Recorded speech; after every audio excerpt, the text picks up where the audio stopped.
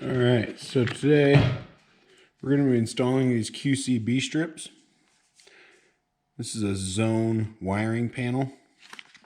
Let me open this up, get a closer look at it. So here's the strip itself. We got our power here and our in switch call. So RC, in switch. Then our zone valves are going to wire in down here. Our thermostats are going to wire in up here. Same on this side. And then we have the same connection here, so we can actually connect these together if we have more than two zones, which we do today. This is the packaging it comes with. Pull this insert out. On the back here, kind of goes over what the unit is and what it does. We got a wiring diagram and then an example.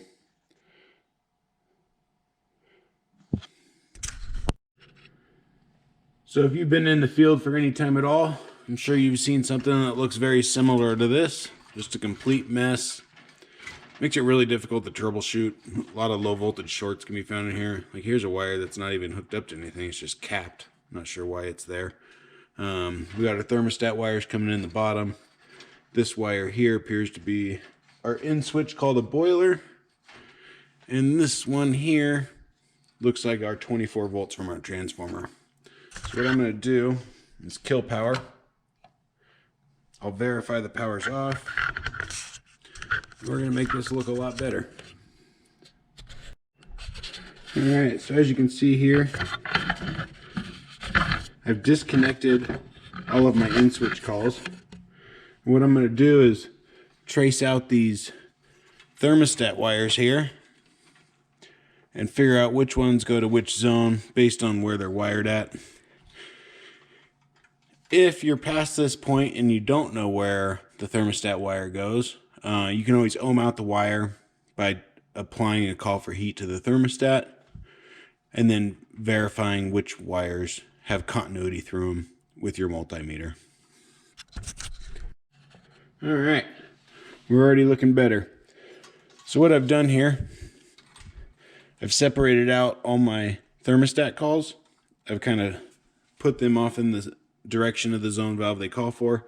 So 1, 2, 3, 4 is tucked in back there. 1, 2, 3, 4. All of my zone valve wiring is separated out by each zone valve. So what I'm going to do here is I'm actually going to mount my strips. I'll probably mount them right along here. Keep it nice and clean. And then we'll wire it up. So the nice thing about this product is you got all these different ways to mount them. You can zip tie them to the pipe, which I'm doing here. You can screw them to a wall. Really versatile and clean. The idea is to make your install clean. The other option is, so we got these two holes here. You can run a zip tie across the pipe.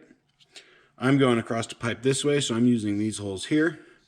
But we can also run screws through here if you wanted to maybe attach it to a wall. Let me get that back.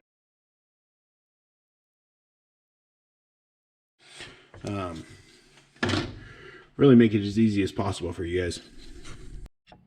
Alright, so now I got both of my boards mounted to the pipe.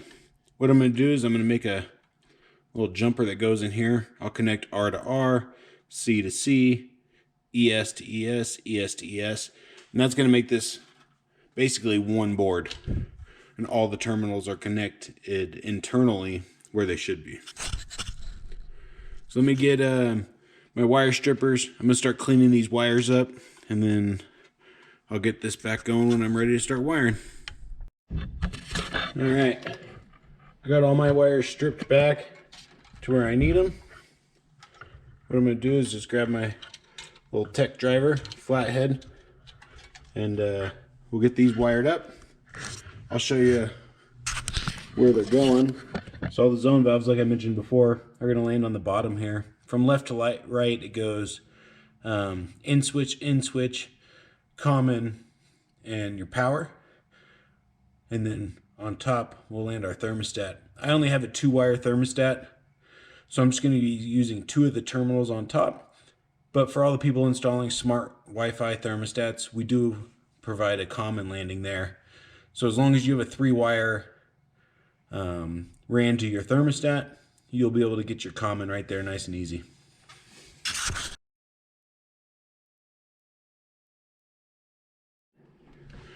Alright, so what we're going to do here is we'll grab our 2 in-switch wires. We're just going to slide these into the connectors on the bottom.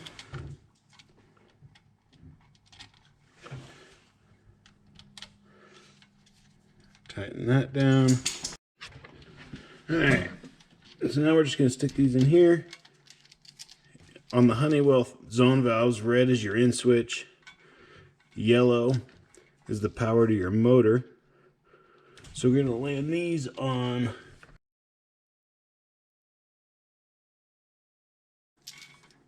yellow is the power to your motor. So those are going to go on C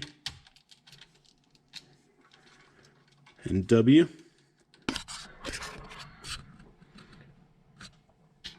So those are all nice and tight. Don't have to worry about any low voltage shorts there.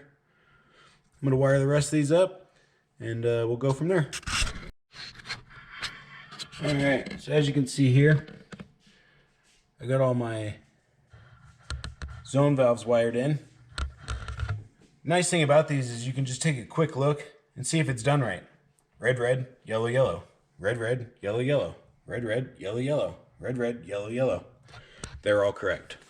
So now I'm going to wire in my thermostat wires up into these top areas. I got my 24 volts coming from my transformer wired into RC, and those lower 2 terminals are my call to boiler, my in-switch call, which is wired in now. The nice thing is here I added a little jumper, so all of these are connected now between the 2 boards, basically making it 1 board. Alright, we're all finished up here now. We got our 24 volts coming in, our in-switch going to boiler, zone 1, zone 2, our connection between the 2 boards, zone 3 and zone 4. I don't know if you remember what this looked like before, but it was a complete mess. It's much more organized now. We got rid of a few wires, some wire nuts. There's some more down there. Much more professional looking install.